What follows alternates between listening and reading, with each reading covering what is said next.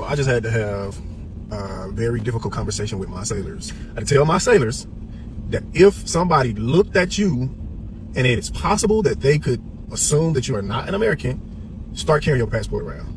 Last week at 6:30 in the morning, a sailor went to a Wawa less than 2 miles from the base. He was in uniform.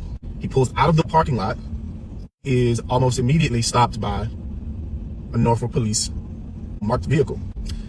Out of the vehicle emerges not just a Norfolk police officer, but also an ICE agent. Now, the Norfolk police officer told him at first that the reason why he was pulled over is because his windows was too dark.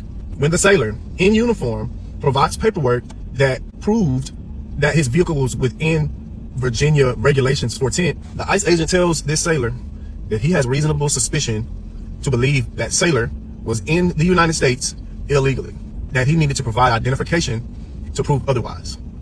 He gives the ICE agent his military ID, to which the ICE agent responds, that is not sufficient identification. So for an hour and a half, this sailor in uniform with a current military ID is detained until he can produce a passport to prove that he is an American citizen. Never mind the fact that this sailor went on a combat deployment with his ship. Never mind the fact that this sailor went through the recruiting process, went through boot camp, went through whatever A school or school that they went to, joined the military under the right pretenses. Never mind all of that stuff.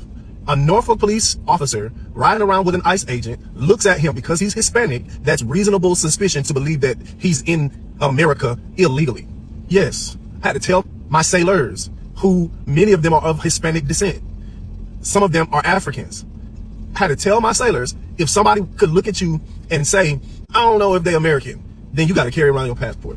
That's the sad state of affairs that we're in America, is that no matter the fact that you are in your military uniform, on your way to a military base with a military ID, this government, as it is currently set up, makes it okay for the fact that you are Hispanic to be stopped and harassed by police and ICE agents, which, correct me if I'm wrong, why are they riding around together? Who sanctioned this stop?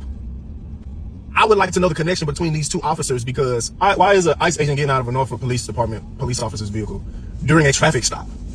That ain't your jurisdiction as ICE, so why are you even on the scene? If a regular citizen was out there, then they would be arrested for impeding on the investigation or impeding on the officer's duties. But an ICE agent, after this illegal stop, then says, by the way, we don't think you from here. Where your papers at? You can serve your country at risk of losing your life and then come back to your country and be harassed because of what you look like. This is the America that we making great again.